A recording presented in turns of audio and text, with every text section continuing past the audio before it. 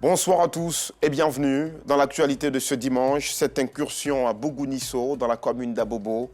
Ce quartier est devenu célèbre grâce à ses magnifiques marmites en aluminium conçues de façon artisanale. Bougounisso est aujourd'hui une véritable industrie, comme vous le verrez dans les dossiers de l'A2. En Guinée, l'ancien ministre d'Alpha Condé, Luceni Camara, est mort en détention ce samedi. Vendredi 19 août dernier, il a subi un accident vasculaire cérébral alors qu'il était encore à la prison de Conakry. Sa mort a été annoncée par son frère Ibrahim Camara. Voilà pour le programme. Très heureux de vous retrouver. Les photographes sont essentiels à nos vies. Ce sont eux qui immortalisent les événements les plus importants de notre marche dans la société. À l'occasion de la Journée mondiale de la photographie, les photographes amateurs ont bénéficié d'un partage d'expérience avec les professionnels du métier. La célébration a eu lieu dans les locaux de l'INSAC à Cocody. L'association Lumière sur Image en a profité pour célébrer les meilleurs photographes de Côte d'Ivoire. Le compte-rendu d'Afisata Karamoko et Anissette Konan-Blessing. À notre entrée à l'Institut national supérieur des arts et de l'action culturelle INSAC, un conciliabule de visages connus du monde de la photographie attire notre attention et célèbre ainsi la Journée mondiale de la photographie. Et pour ces professionnels du métier, quoi de mieux qu'un moment de partage d'expérience? Il fallait surtout ce genre d'événement pour nous les photographes parce qu'on n'a pas un cadre vraiment pour s'exprimer à tout moment.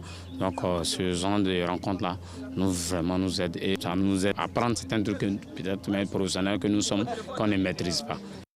Après une séance de shooting photo, professionnels et amateurs de la photographie entament une visite d'exposition collaborative, une activité à laquelle a pris part la ministre de la Culture. Après avoir remis quelques prix aux lauréats du prix de la photographie Lumière 7, Françoise Rumac a marqué son soutien à l'événement.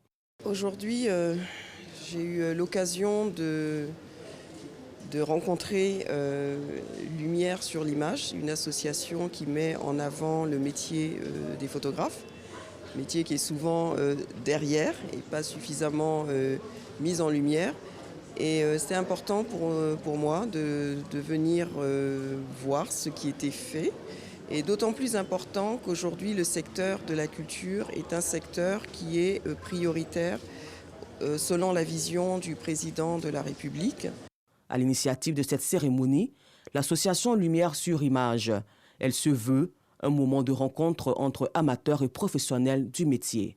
Nous avons initié la célébration de la Journée mondiale de la photographie au sein de l'INSAC afin de promouvoir la photographie qui est un métier et qui est de l'art. Aujourd'hui, c'était un peu comme une consécration. C'était la clôture de plusieurs activités que nous avons menées sur des mois avec des professionnels de l'image qui ont échangé avec des étudiants de l'INSAC et d'autres amateurs.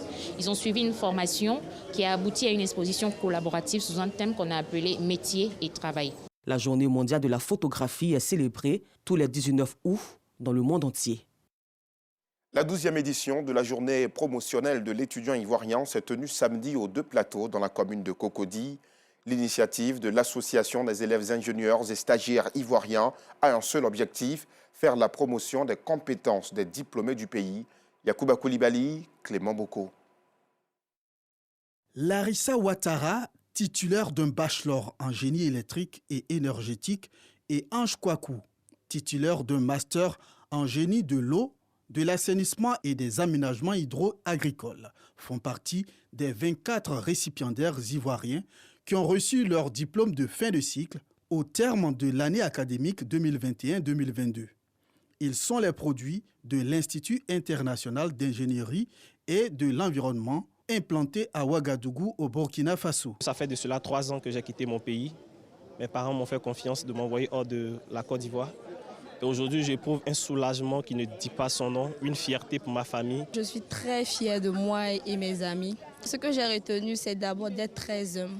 C'est vrai, on a le diplôme, mais on doit d'abord avoir quelques valeurs qui nous sont propres à nous et qui pourront vraiment nous aider lorsque nous serons demain sur le terrain. Yaya Touré, sous-directeur de la mobilisation des compétences et des ressources de la diaspora, saisit l'occasion pour livrer quelques opportunités qui s'offrent aux diplômés de l'étranger. Ces compétences-là peuvent venir à notre direction.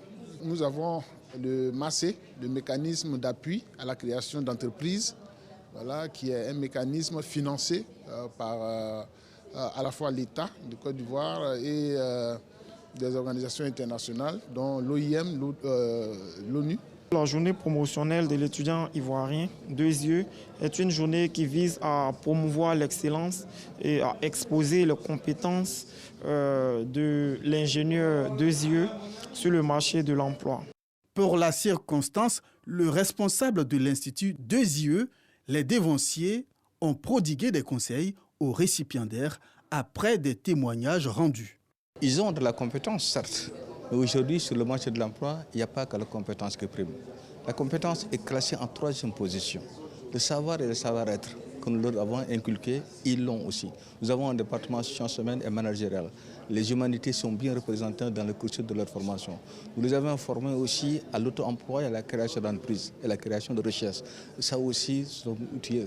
Le résumé des conseils que nous avons prodigués à ces jeunes-là, c'était d'avoir des valeurs du travail, des valeurs du courage, des valeurs de la conscience professionnelle, parce que nos États ont besoin de compétences locales. On a eu à prodiguer certains conseils, à savoir des conseils sur l'humilité, le savoir-être et le savoir-faire en entreprise et le renforcement des compétences.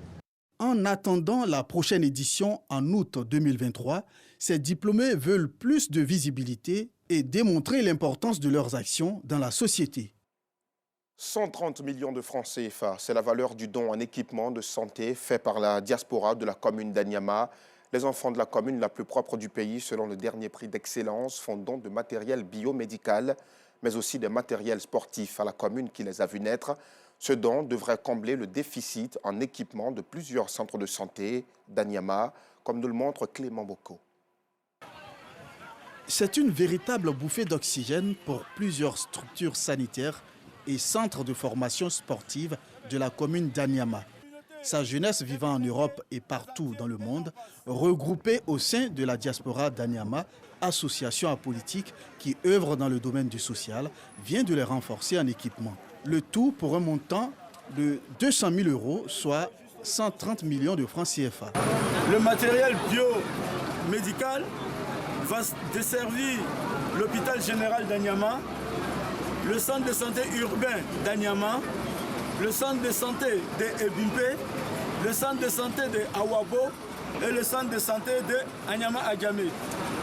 Pour vous dire que les fils et filles d'Anyama, malgré étant loin de leur terre nationale, de leur terre de naissance natale, et qu'ils ont toujours un œil en arrière. Les bénéficiaires de ce précieux don n'ont pas caché leur joie pour ce geste hautement social qui vient soulager les populations de la cité de la Koula. Cette cérémonie de remise des dons s'est déroulée en présence de plusieurs personnalités administratives, communales et départementales. L'association La Diaspora d'Anyama existe depuis 7 ans et œuvre dans le social. Et un mot de santé dans cette édition avec cette opération de don de sang à Abobo, tout juste à côté d'Anyama, dans le nord d'Abidjan. Les populations se sont rendues au groupe scolaire Nantis pour donner de leur sang. Ils entendent ainsi venir en aide aux malades dont le traitement nécessite une ou plusieurs transfusions sanguines. À l'initiative de cette action sociale, le groupe Al Back Forever et l'association Benkadi. C'est le reportage d'Assit Andiara et Bintou Pekele que nous vous proposons. Commune d'Abobo, Soalio est père de 3 enfants. Confronté à la problématique de la pénurie de sang, Soalio décide de donner de son sang pour sauver des vies. Aujourd'hui, je suis là pour donner mon sang parce que nous sommes conscients du fait que la Côte d'Ivoire est en déficit de sang. Aujourd'hui, en tant que des jeunes, des jeunes qui sont soucieux de l'avenir de ce pays, nous pensons que venir donner notre sang pourra également sauver des vies. Comme Soalio, plusieurs habitants de la commune d'Abobo sont venus donner de leur sang. Objectif, permettre aux accidentés et tout malade dont la guérison nécessite une transfusion sanguine de retrouver la santé. Ce geste de solidarité, une initiative du groupe Al Back Forever et de l'association Benkadi. Nous avons décidé cette année de faire le don de sang. Parce que nous savons que notre pays aujourd'hui est en manque de sang. Et cette initiative, c'est vraiment pour pouvoir aider le gouvernement dans sa lutte. J'encourage la jeunesse de cette commune, la commune d'Abobo, réellement à apporter un plus en donnant son sang, en restant discipliné, soudé, unis. Voici le message que je peux vous lancer en ce jour. À l'issue de cette opération de don de sang, plus de 300 poches de sang ont été collectées par le groupe Albac Forever. Ces poches seront remises au centre de transfusion sanguine. Le groupe Albac Forever œuvre en faveur des jeunes, des orphelins, des veuves et des personnes vulnérables. Et en religion, l'Alliance d'impact global de leaders pour l'Évangile a organisé du 10 au 14 août 2022 la première conférence internationale du leadership apostolique et prophétique. L'événement s'est tenu au siège de la mission d'évangélisation pour la vie glorieuse à Yopougon, comme nous l'explique Clément Boko. Inspirée du livre des Actes des Apôtres, cette conférence internationale ayant pour thème « Comprendre la vision du futur » a réuni plus de 15 pays d'Afrique, ainsi que les États-Unis d'Amérique et l'Australie. Lorsque vous ne comprenez pas la vision du futur, à un moment donné de l'exercice du ministère, vous tournez en rond et votre vie et le ministère n'a plus de sens. Et vous perdez la joie de servir Dieu, simplement parce que vous avez perdu la vision du futur. Donc cette conférence a rehaussé par les intervenants, n'est-ce pas, ce thème qui a été véritablement une bénédiction pour les participants. Nous sommes venus encourager les jeunes ministres du Seigneur parce que la plus grande commission, c'est aller partout dans le monde annoncer l'évangile. Et nous voyons que le corps de Christ aujourd'hui ne travaille plus dans l'unité. Et nous sommes venus rappeler ces principes aux hommes de Dieu qu'il faut travailler dans l'unité et c'est dans l'unité qu'on réussit. Une rencontre qui a été l'occasion de procéder à l'investiture du bureau local de cette fêtière en Côte d'Ivoire. Ici en Côte d'Ivoire, nous voulons gagner des âmes pour Jésus. Nous voulons évangéliser, aller de ville en ville pour gagner des âmes pour Jésus de Nazareth et aussi faire d'autres conférences à l'intérieur. La deuxième édition de cette conférence se tiendra en République du Gabon, toujours pour l'unité du corps du Christ. Nous vous le disions en titre, en Guinée, l'ancien ministre d'Alpha Condé, Lousséni Camara, est mort en détention ce samedi. Vendredi 19 août dernier, il a subi un accident vasculaire cérébral alors qu'il était encore à la prison de Conakry. Sa mort a été annoncée par son frère Ibrahim Camara. Lousséni Camara a été ministre de l'Urbanisme puis du Tourisme et président de la Commission électorale nationale indépendante de Guinée. Et ce chiffre qui ne cesse de grimper en Somalie, 21 morts et 117 blessés dans l'attaque de l'hôtel Hayat dans la capitale Mogadiscio. L'hôtel a été attaqué par des islamistes radicaux Shebab. L'assaut a duré 30 heures et s'est terminé dans la nuit de samedi à dimanche. Il s'agit là de l'attaque la plus grave à Mogadiscio depuis l'entrée en fonction du nouveau président Hassan Sheikh Mahmoud en juin, après des mois, comme vous le savez, d'instabilité politique. La dépouille de l'ancien président angolais, José Eduardo dos Santos, est arrivée dans la capitale angolaise dans la soirée de samedi en provenance de Barcelone, en Espagne. José Eduardo dos Santos a dirigé l'Angola de 1979 à 2017. Il est décédé le 8 juillet à l'âge de 79 ans dans une clinique de Barcelone où il avait été hospitalisé après un arrêt cardiaque le 23 juin dernier. Allez, place à présent à notre rubrique de ce jour.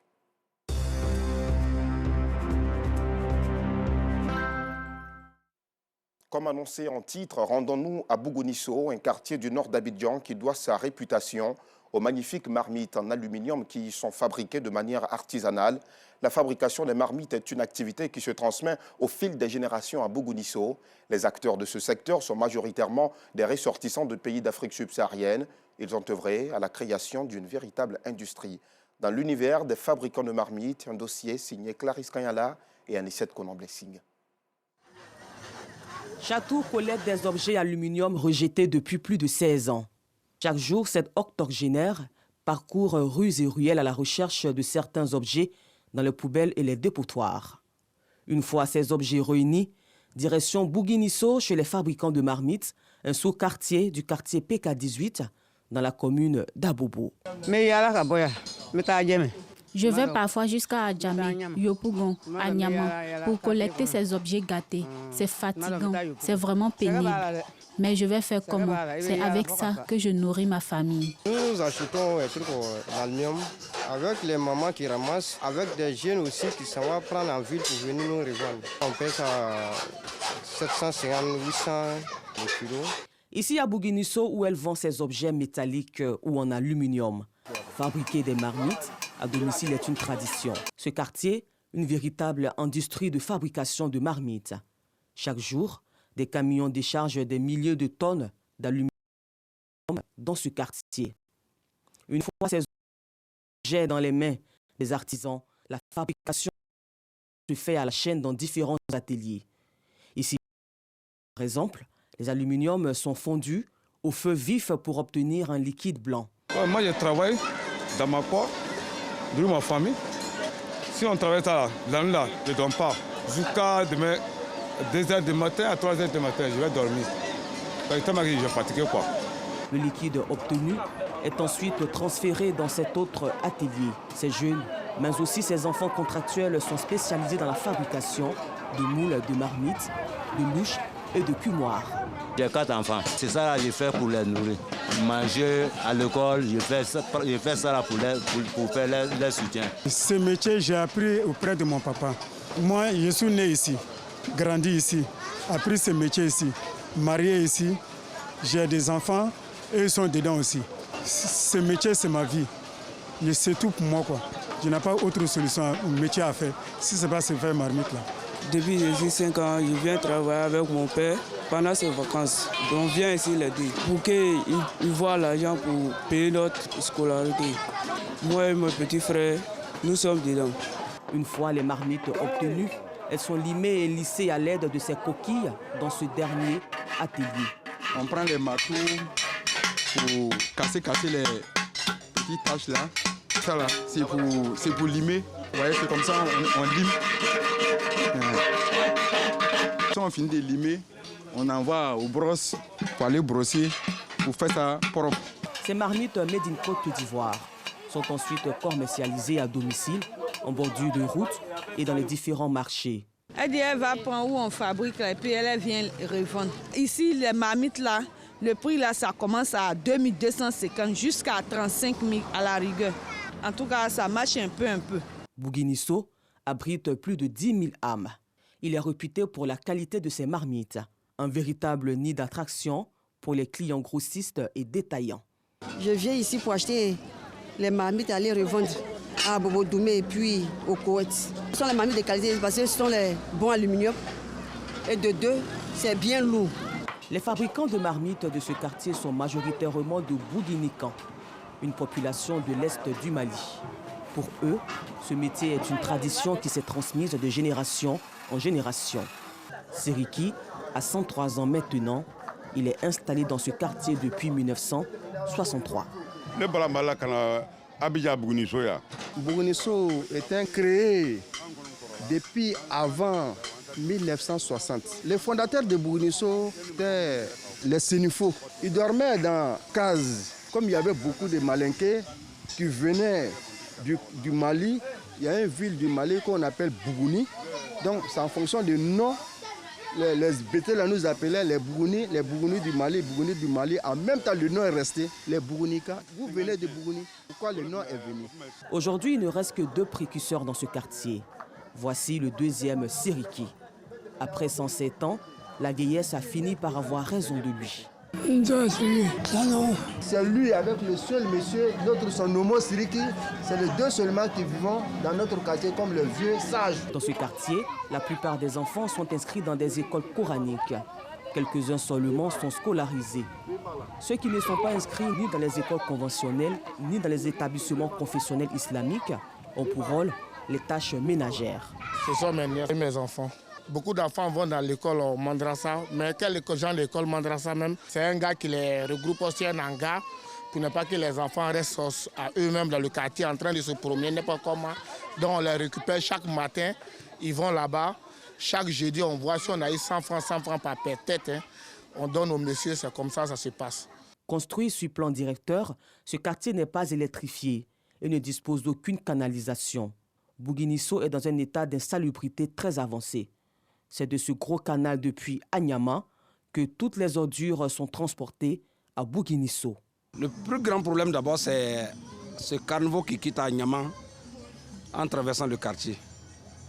Bon, cela fait beaucoup d'années, vraiment on en parle. Et rien n'est fait d'abord. C'est ce que nous avons demandé auprès des autorités. Maintenant, c'est après tout cela que nous avons fait comprendre que le quartier bénéficie d'un projet ONU Habitat. Donc ce projet-là permettra d'améliorer nos conditions de vie. Ici, nous vivons en communauté. Le problème du voisin est égal à mon problème. Le problème de l'autre communauté est égal à mon problème. Son bonheur aussi, nous les partageons. Au-delà de la fabrication de marmites, les artisans de Bouguinisso de PK18 vivent ensemble dans la paix, la fraternité et la cohésion sociale. Et c'est sur ces pas de danse de ce dossier que nous refermons les portes de cette édition. Merci de nous avoir suivis, particulièrement dans le département de Bangolo, dans l'ouest du pays. Excellente soirée, à demain.